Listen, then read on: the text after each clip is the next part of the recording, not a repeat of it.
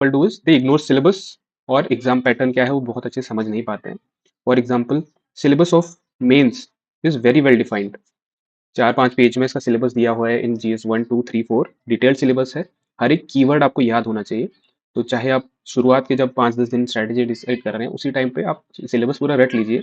उसके कीवर्ड्स अपने ध्यान में रखिए, क्योंकि these keywords will help you guide when you read your newspaper और when you make your notes. जब आप नोट्स बना रहे होंगे तो इन्हीं कीवर्ड्स का ध्यान में रखेंगे। जब आप न्यूज़ पढ़ रहे होंगे तो वही न्यूज़ पढ़ेंगे जो इन कीवर्ड्स से रिलेटिव है। आप पॉलिटिक्स की न्यूज़ नहीं पढ़ेंगे, स्पोर्ट्स की न्यूज़ नहीं पढ़ेंगे। तो आप बहुत सारी चीज़ें अवॉइड कर पाएंगे। आप फोकस कर पाएंगे only important things, and those important things are mentioned in your syllabus. UPSC दो आपको बहुत इंपॉर्टेंट टूल्स देता है आपके हाथ में। एक तो आपका सिलेबस है and the second one is your PYQs.